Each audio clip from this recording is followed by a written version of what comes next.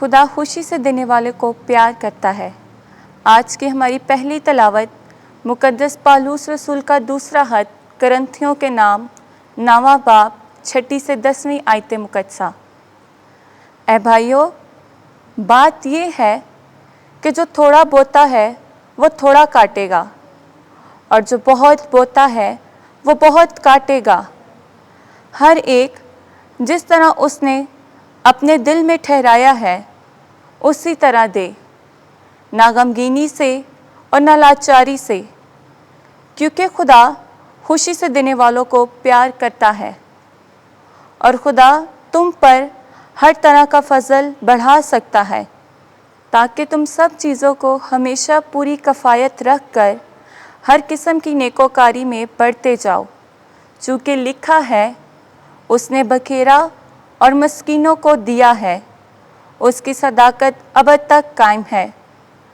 پس جو بونے والوں کے لیے بیج اور کھانے کے لیے روٹی مہیا کرتا ہے، وہ تمہارے لیے بھی بیج پیدا کر کے اسے اگائے گا اور تمہاری صداقت کے پھل بڑھائے گا۔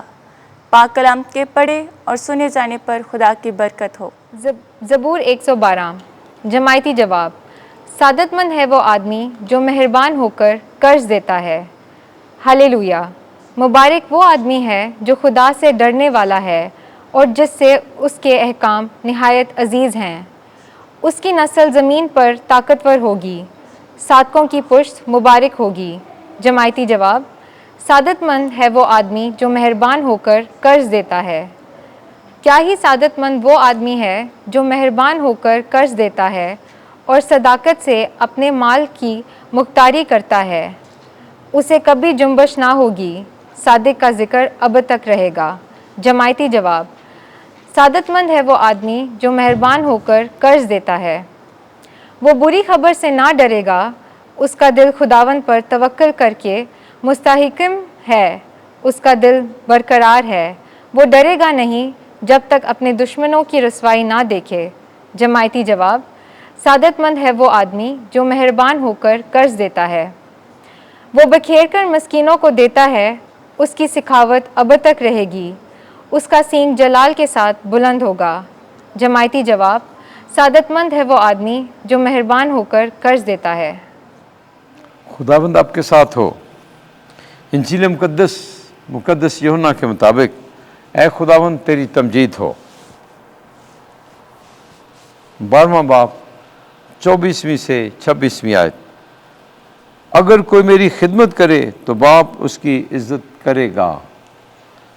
ایک دن یسوع نے اپنے شاگردوں سے کہا، میں تم سے سچ سچ کہتا ہوں کہ جب تک گیہوں کا دانہ زمین میں گر کر مر نہیں جاتا اکیلا رہتا ہے، لیکن جب مر جاتا ہے تو بہت سا پھل لاتا ہے۔